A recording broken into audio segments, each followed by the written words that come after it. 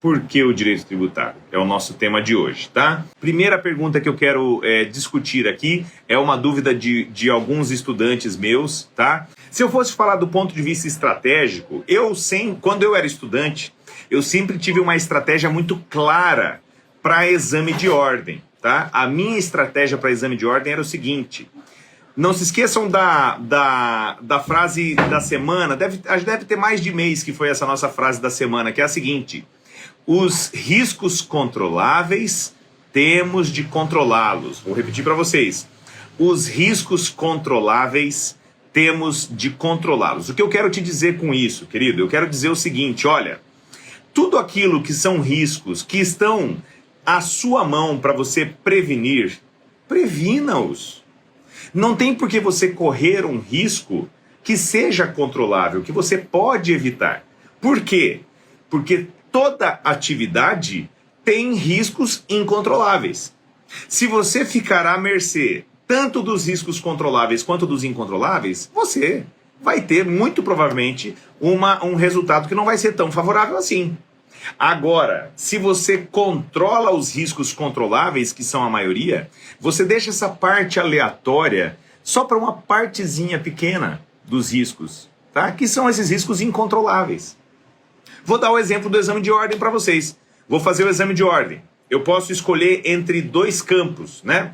O direito civil, né? Que tem... eu tenho grandes amigos aí que são professores gloriosos de direito civil, né? Professor Alaércio, professor Silvio Fazoli, professor Edson, todos esses grandes professores de direito civil, né, que eu posso chamar de amigos. Estou sendo injusto porque estou deixando de citar alguém aí, mas é o momento, né? Eles poderiam falar: escuta, querido, faz a segunda fase do exame da ordem em civil. Agora, quantos milhões de peças que podem cair numa prova da segunda fase em civil?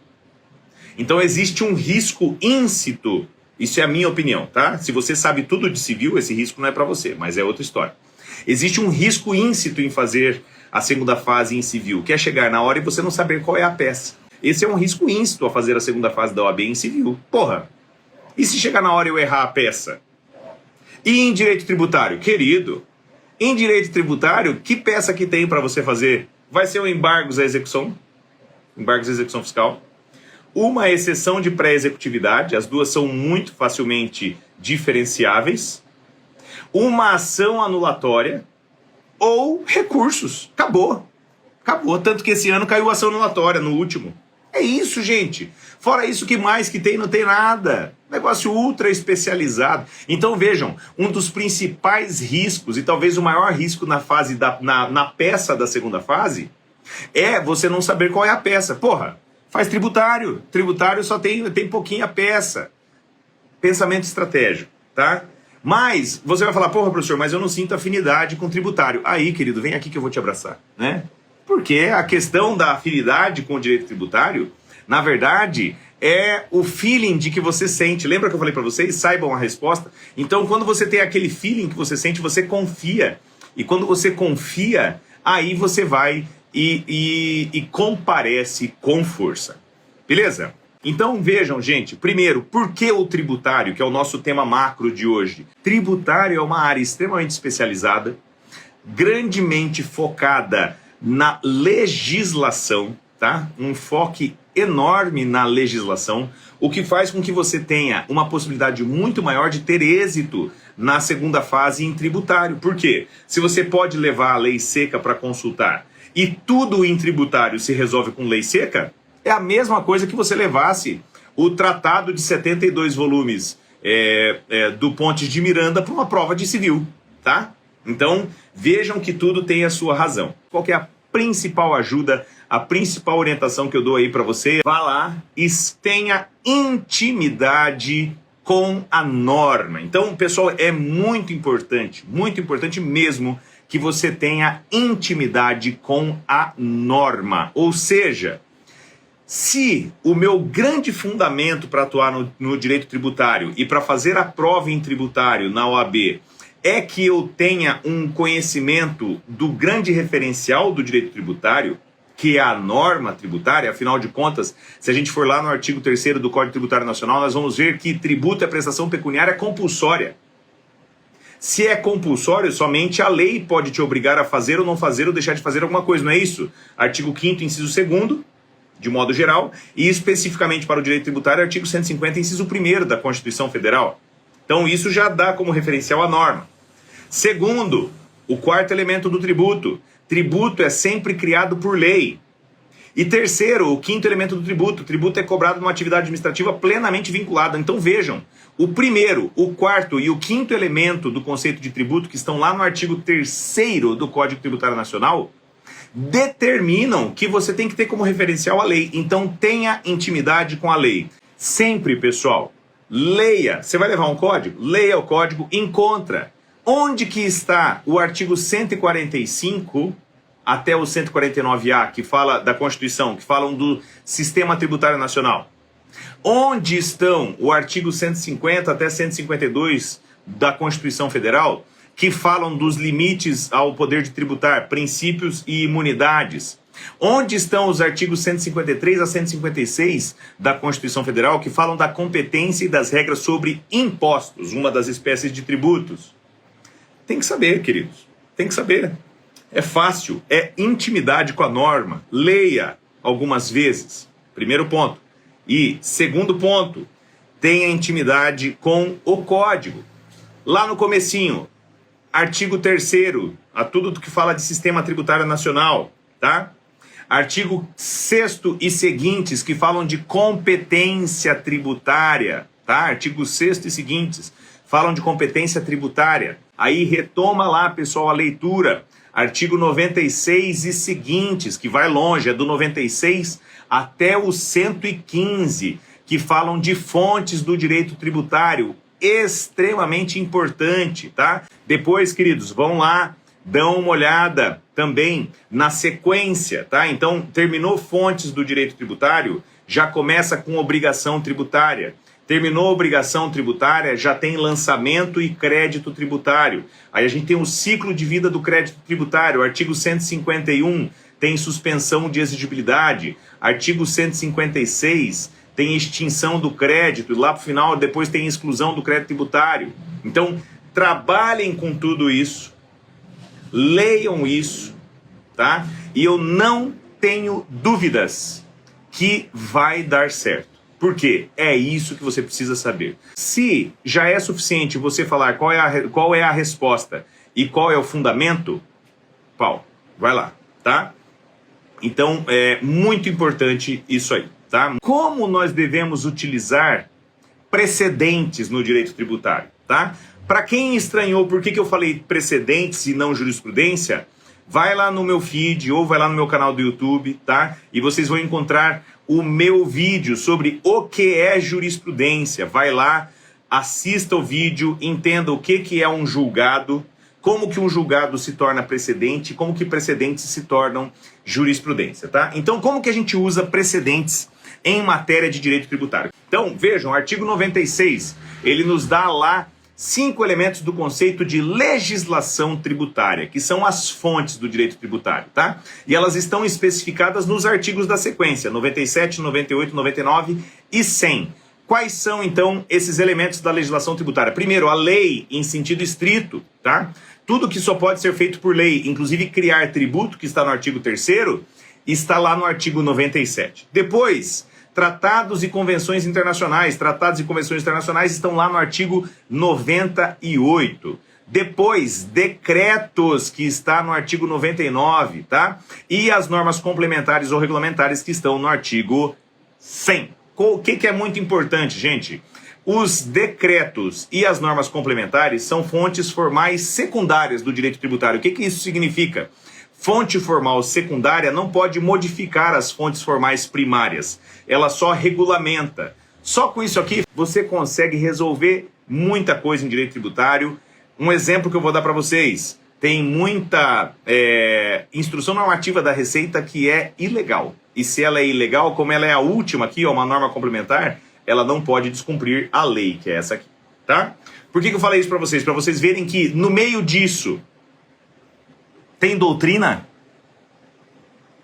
Ou seja, a literatura é fonte do direito tributário? Não. Ah, professor, mas eu estudei que literatura é fonte do direito, que a doutrina, né, entre aspas, depois se você tem dúvidas sobre por que eu falei literatura e não doutrina, assista o meu vídeo, o que é doutrina, você vai ver aqui tanto no Instagram quanto lá no YouTube. Então, voltando, e aí, professor, por que a doutrina não é fonte? Por que a gente não usa literatura como fonte do direito tributário? Então, gente, vejam, quando a gente fala de fontes do direito tributário, é muito importante saber que doutrina, né, ou seja, o uso da literatura não é fonte do direito tributário. E jurisprudência? Jurisprudência também não é fonte do direito tributário. Ah, professor, mas eu estudei lá na norma de introdução, a lei de introdução às normas do direito brasileiro. Que se foda. Que se foda, tá? Não é fonte do direito tributário. E costume, tem um costume que é fonte do direito tributário, que são as práticas reiteradamente adotadas pela autoridade administrativa. Por que esse costume é fonte do direito tributário? Porque ele está lá no artigo 100, inciso 3º do Código. Ou seja, ele é considerado uma norma complementar. Fora isso, o costume não é fonte do direito tributário. Ou seja, vejam comigo, pessoal, que com tudo isso, nós temos um cenário muito forte do que pode dizer o que é ou o que não é no direito tributário. Beleza? Se a jurisprudência, né, se um precedente e se a doutrina, ou seja, uma peça de literatura não são fontes do direito tributário, não vale nada? Claro que vale, gente. Só que tem uma força interpretativa, não pode criar direito, tá? Então não existe direito que venha tanto da literatura quanto da jurisprudência, não se esqueçam disso. Muito importante saber que se você vê um precedente em matéria tributária, aquele precedente não muda o direito tributário. Por que eu estou te avisando isso? Porque o advogado desavisado vai lá e vê que saiu um precedente em direito tributário, né? Que ele foi julgado no regime dos recursos repetitivos, lá por Tribunal Superior. Ele fala, nossa, tá aí a tese que eu vou sair vendendo. Põe debaixo do sovaco e sai vendendo para os clientes. Aí você entra com uma ação no primeiro grau, perde. Aí você recorre para o TJ, perde. Não consegue subir para os tribunais superiores. O que aconteceu contigo, meu amigo? Perdeu, se fudeu. Por quê, gente? Porque jurisprudência não é fonte do direito tributário. Se a norma não mudou, não se aplica, tá? Isso gera uma instabilidade? Sim, sim. Gera uma instabilidade. Por quê? Todos os agentes dessa cadeia sabem aplicar isso que eu estou falando para vocês? Não, não sabem.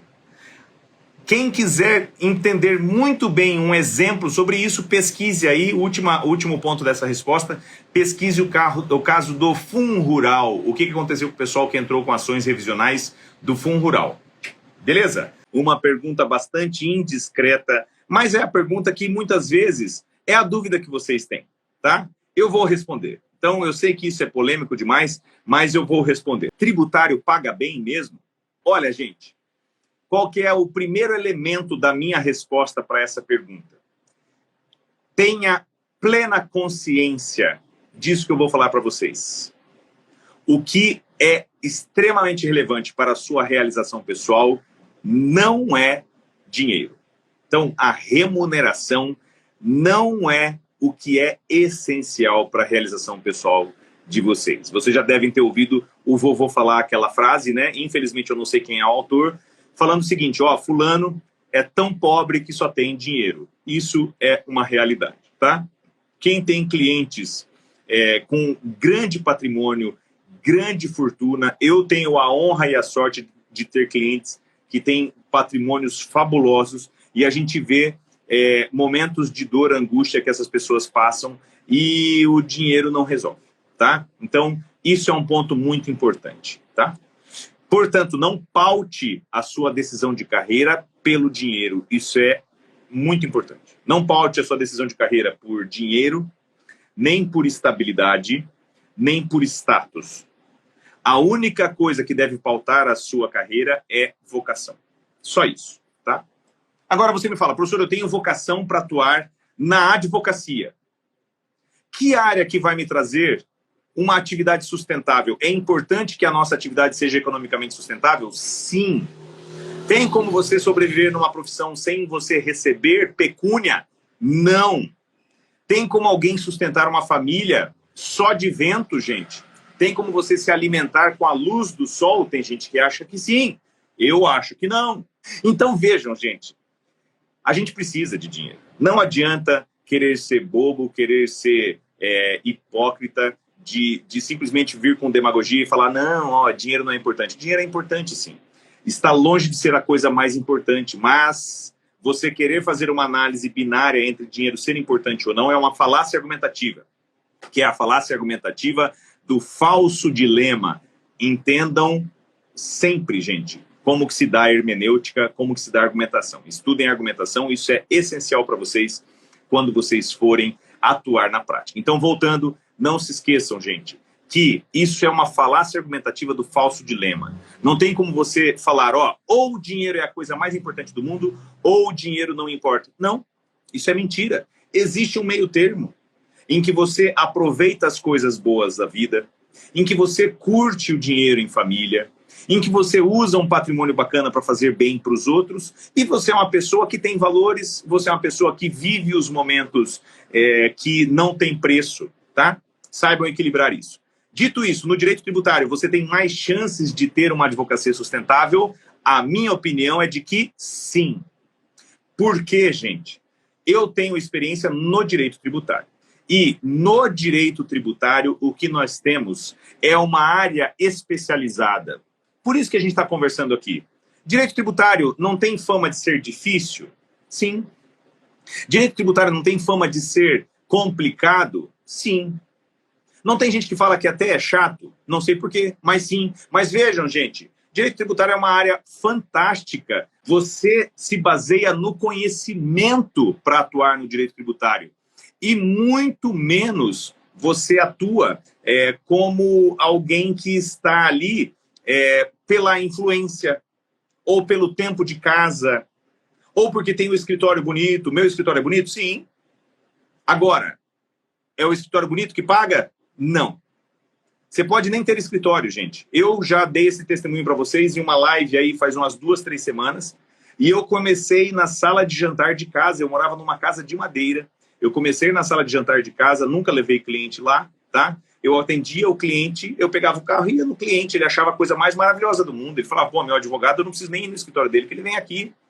Storytelling, tá?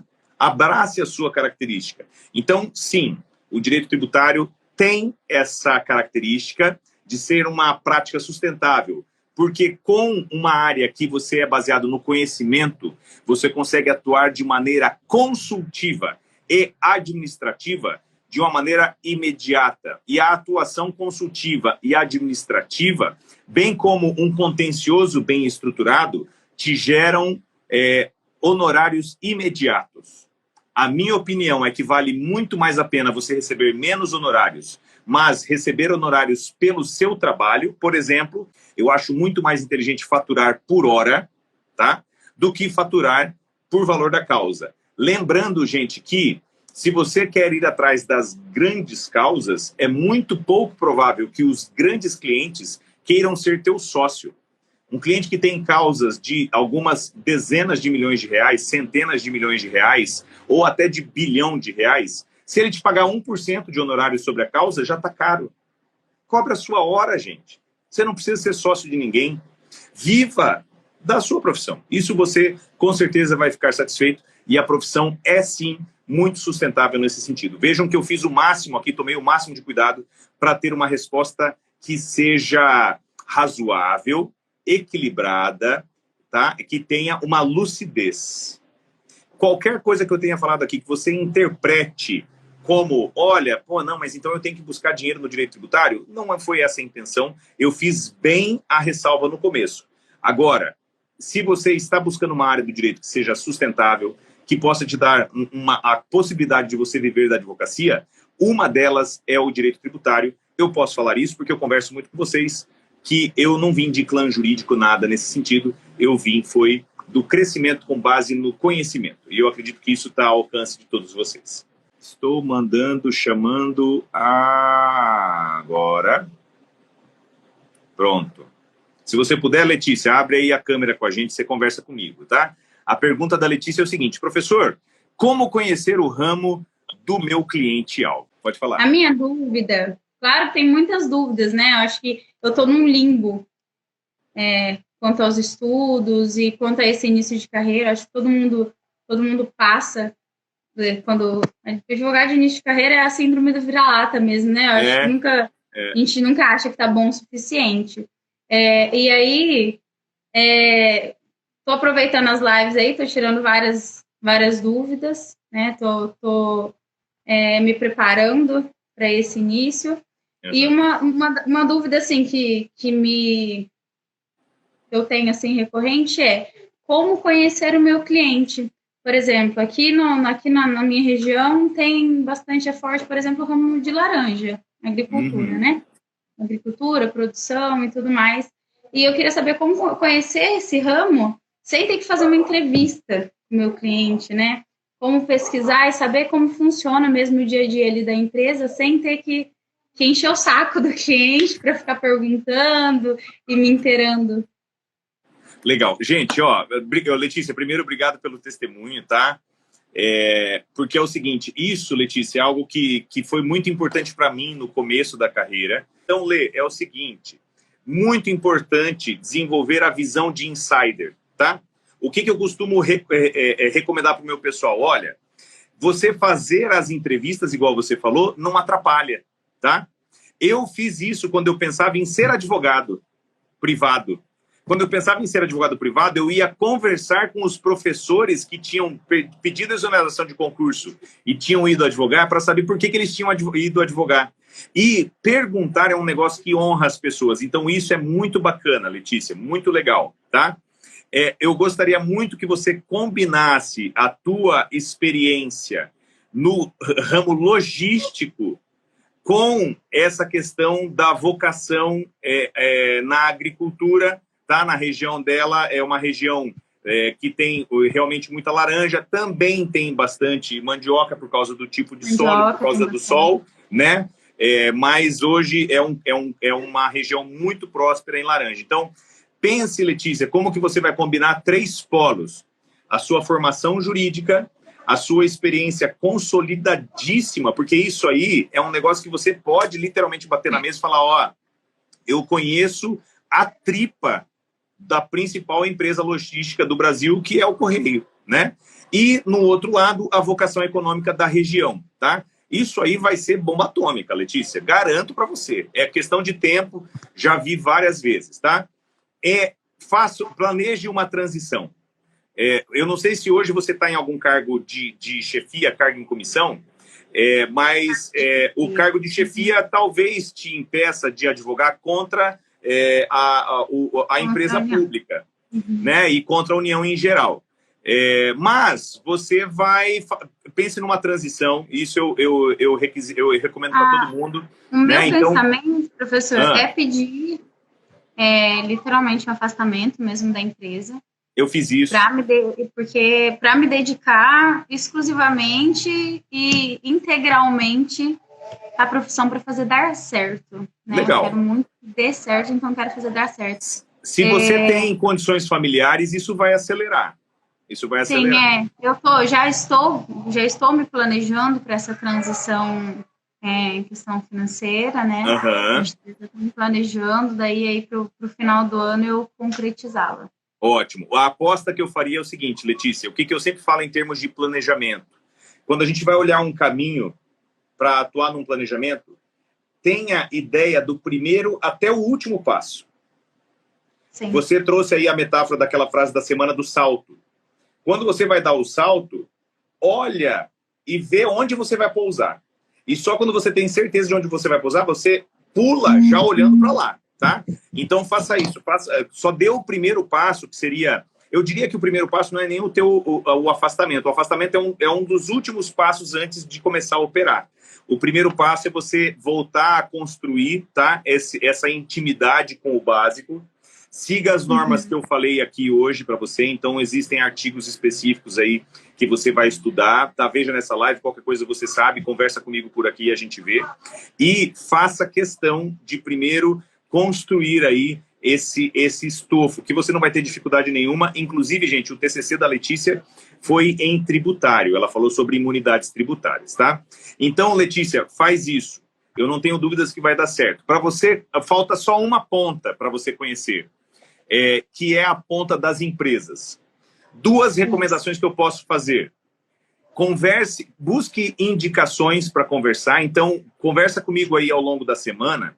Eu tenho um amigo que é de uma dessas grandes empresas de processamento de laranja daí, tá?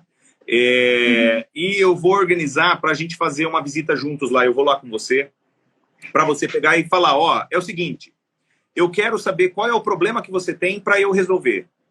Você tem que chegar, você tem que falar, ó, eu sou fodida, eu sou uma menina fodida, eu vou vir aqui e vou resolver, tá? Mas eu preciso saber qual que é o seu problema. Eu não tenho dúvida nenhuma, Letícia, que a pessoa vai abrir as portas completamente. Isso é um primeiro ponto. Uma segunda recomendação que eu dou, porque essa recomendação é para todo mundo aqui, quem eventualmente não conseguir fazer isso, tá? Arranje um emprego no lugar. Pode ser um emprego de contínuo, né? Antigamente falava contínuo, de office boy, pode ser um emprego para lavar o banheiro, pode ser um emprego para fazer café, pode ser o serviço que for, tá? Um cargo administrativo. Eu comecei na administração pública, gente, e hoje eu atuo muito fortemente no setor elétrico, e eu comecei como teleatendente. Durante 5 anos, eu trabalhei na Copel, trabalhei em empresa pública igual a Letícia. No setor da logística. É uma coisa parecida. Vocês sempre têm tudo encaixado, só eu que vejo. Acendeu a lâmpada ou não? No setor da logística. Imagina, Letícia, você chegar... Imagina, por exemplo, um cara que trabalha com perecíveis, o problema logístico que ele tem e a solução que você tem. Em termos de experiência, o direito vai ser a cerejinha do bolo. Faz sentido isso que eu falei ou não? Faz. Muito, muito sentido.